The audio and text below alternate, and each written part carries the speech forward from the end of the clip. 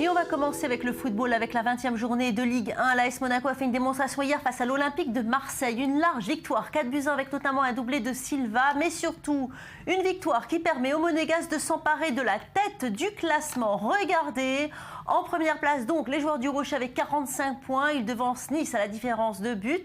Et le PSG de 3 points en 4e position. Lyon est relégué à 11 points, mais avec un match de retard. Je propose maintenant d'écouter Rudy Garcia, l'entraîneur de Marseille, qui malgré la lourde défaite préfère reporter la faute sur l'arbitrage.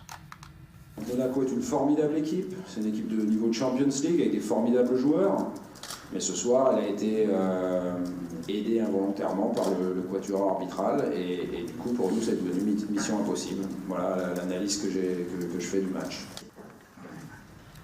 On reste dans le football, mais direction l'Espagne à présent avec la fin de série du Real Madrid après 40 matchs sans défaite. Toutes compétitions confondues, les joueurs de Zinedine Zidane redécouvrent l'amertume de la défaite et c'est face à Séville que les Madrilènes ont perdu malgré l'ouverture du score de Cristiano Ronaldo. Les Andalous sont parvenus à inverser la tendance dans les dernières minutes de la rencontre et grâce à cette victoire, les Sévillans reviennent à un petit point de leur adversaire au classement.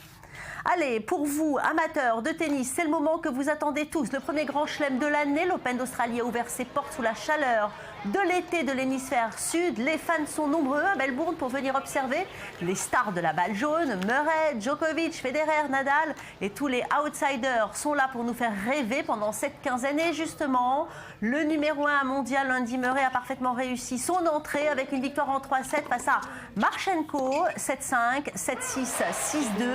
Et du côté des Français, ça passe aussi pour Tsonga qui élimine en 4-7 le Brésilien Monteiro.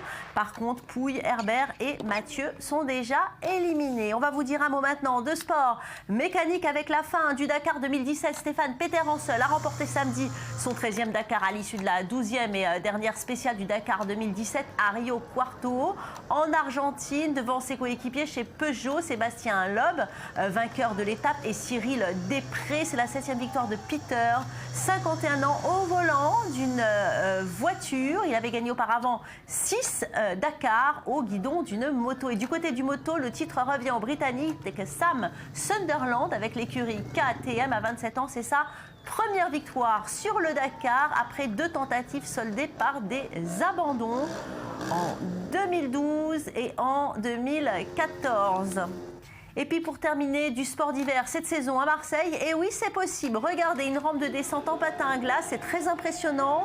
4 finalistes, 340 mètres de piste de la vitesse, des sauts et un vainqueur évidemment, l'Américain Cameron Nash. Il s'agissait du premier événement sportif de l'année durant laquelle Marseille sera capitale européenne du sport. Pour l'occasion, près de 800 policiers, gendarmes et militaires ont été déployés tout autour du Vieux-Port.